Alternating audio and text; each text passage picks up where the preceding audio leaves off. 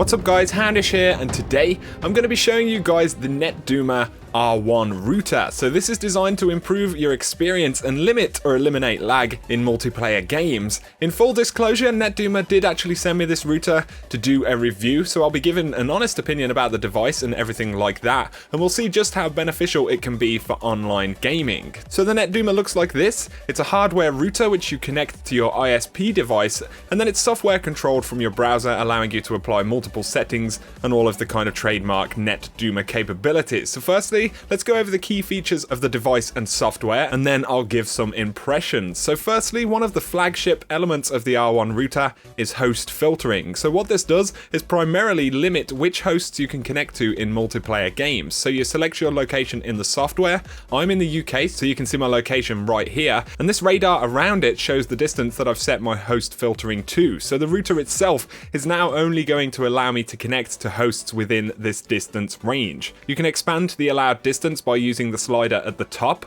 Of course, the closer players I'm connecting to are, the better the connections will be in the game. So when you're actually searching or connecting to a game, you can see the hosts that the game is trying to connect me to. Any which are outside of the search area are shown with this caution icon to show you that the Netduma is actually stopping your games from making that connection. Inside of the host filtering section, you have other tools such as temporarily banning hosts. So if you meet somebody with a terrible connection in a game, you can tell the Netduma not to allow a connection to that player again. So there are some pretty fantastic tools right here at your disposal. The Netduma will identify the unique devices which are connected to the router, so you'll need to select which device you want to have host filtering control over. For me, I want this to affect my Xbox and PS4 consoles, but you can do this with your PC games as well, or even other devices if you wanted. Like I said, these tools are pretty fantastic for multiplayer games and improving the quality of connections. It does depend on which game you're playing though. If you take games like Call of Duty or Titanfall, they're both match-made kind of heavily based on connection, and in the case of Call of Duty there are generally just a lot of people playing in a given location, so this makes things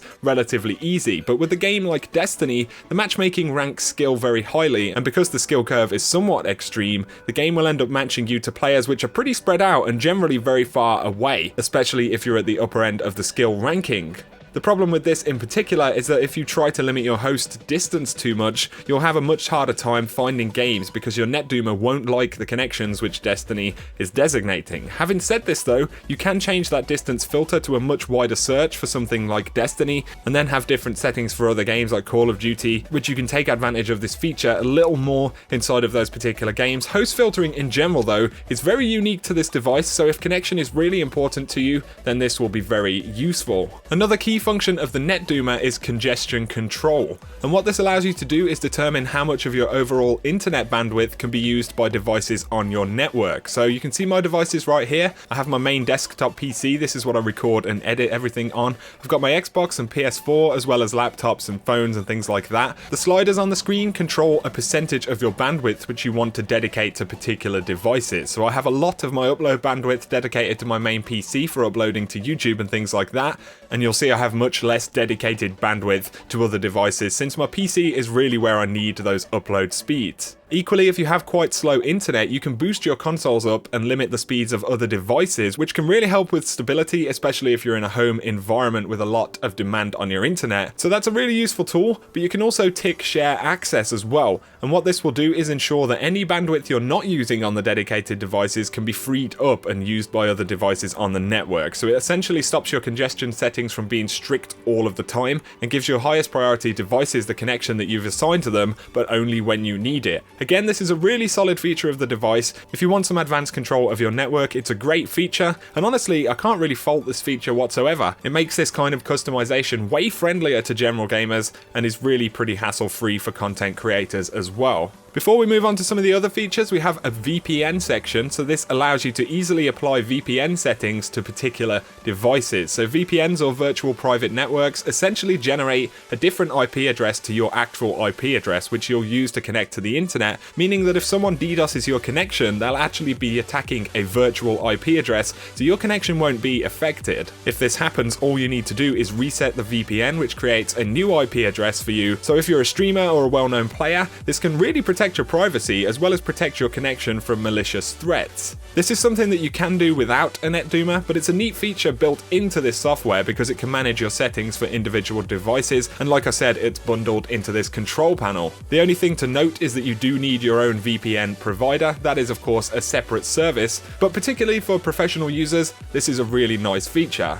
So there are a few more software side features. You can save profiles for different games or work environments, and that includes control over pretty much everything in the software. So you can save down different congestion controls, host filtering settings for different situations and things like that. There's a network monitor so you can check out how much of your upload and download speeds you're using, the device manager where you'll add and name devices in your network, and you even have internet diagnostics which can tell you the quality of your connection and any potential issues, which can help doctor connection problems in some cases. And if you're playing PC games, you can also analyze host connection quality and ping. So on top of the key functions, there are a bunch of other very useful tools. So we've been over a lot of the features. It's taken a while, but it's totally worth getting a good look at what this device does. In terms of my thoughts, I think it's a pretty useful tool. For general gamers, the features are potentially pretty beneficial. If you care about the quality of connection in your games and you have a lot of devices connected to your Wi-Fi, then congestion controls as well as other features can be very good in home environments. I'm not saying that the Netduma can solve your problems if you simply have terrible internet. That's not really what it's designed for, but it can help you out with kind of average connections or better connections. Being able to manage your bandwidth across multiple devices can be really beneficial. Host filtering is the one element which kind of depends heavily on what game you're playing. It's a powerful feature, but like I said, for Destiny right now, it's likely to mean extended waiting times if you're too strict with those settings. So there's a bit of a compromise you need to make, and you'll need to spend some time getting used to the software side as well as the initial setup, which is relatively easy. It just depends how tech savvy you are. The device does cost some money though, so it's $149.99 in the UK. That's roughly $185. So you know, it's a relatively serious piece of gear designed for people who really want that control over their network. The tools are very neat, but it won't be for everybody. If connection quality is something you really care about, then this may be worth considering. I feel like for content creators and streamers in particular, this device is very appealing. It could be really nice managing your upload devices and generally improve stability if you're doing those heavier tasks on your network. So for that in particular, you know, I really like this thing,